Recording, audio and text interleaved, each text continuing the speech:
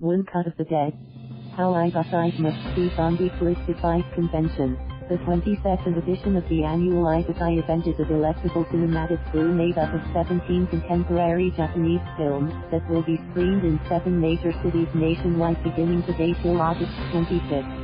The lineup is long and impressive and, even better, entrance to screenings at Shangri-La Red Carpet Theater, where Eigasai entries will be shown from July 3rd to 14th, are priced at a very affordable $100 per ticket. There are a string of must-see titles, including Katsumi Nojiri's suicide tale Lying to Mom, Yukihiko Tsutsumy's tragic divorce story The House Where the Mermaid Sleeps, Hirokazu Koreeda's existentialist drama After the Storm, Katsuo Fukuzawa's police procedural The Crime Sapphire, Mamoru Hosoda's Oscar-nominated animation Ride and Bernard Rowe, his Samurai Marathon 1855. Of particular interest to film buffs and genre aficionados alike is Shinichiro Ueda's One Cut of the Dead. It won't take long before you'll see beyond the kitschy hilarity of watching the film crew of a low-budget zombie flick struggling to stay alive, when real zombies suddenly come from out of nowhere and start chasing them around. As the film pays rousing tribute to the trials and exhilarating triumphs of filmmaking, you'll be entertained even more by the way the production inventively plays out like a clever send-up of the zombie genre. High-strung director Takayuki Hamatsu is having a bad day. His penchant for authenticity and real emotions, not to mention actors who rely on eye drops for their crying scenes, is slowing him down. After 42 takes, the shoot is stuck in one sequence because its lead actress Yukuzi Akiyama, doesn't look scared enough, even with helpful coaching from her leading man Katsuaki Nagaya, and production hand Harumi Shuhama, who brings out the ax-wielding monster slayer in her when she finds herself put through the ringer. Higurashi's production takes a bizarre but creatively fortuitous twist when zombies begin to show up at the shooting site, a former water filtration facility that is said to be haunted.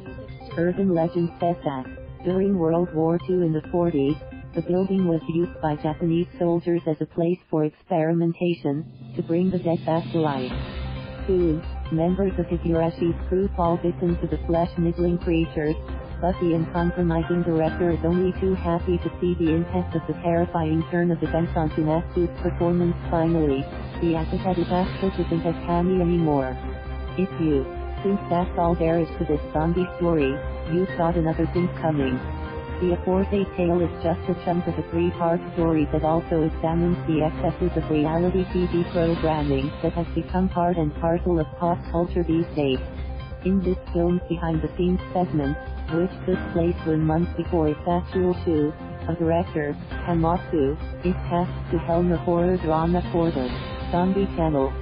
To raise the stakes and up the reality show's crowd drawing Andy, Higurashi must shoot his 30-minute zombie flick during a live broadcast using just one camera, and with no cuts for 30 minutes. The movie's third section and the fourth one, shown as the credits roll, astutely demonstrate the rigorous process that makes all the circuitous and complicated elements of filmmaking come together. The movie reminded us of the scene that framed Sunday in the Park with George, the Stephen Sondheim production that we saw on Broadway a couple of years ago. In it, the popular Shatoon Putting It Together is sung by the musically proficient Jake Gyllenhaal.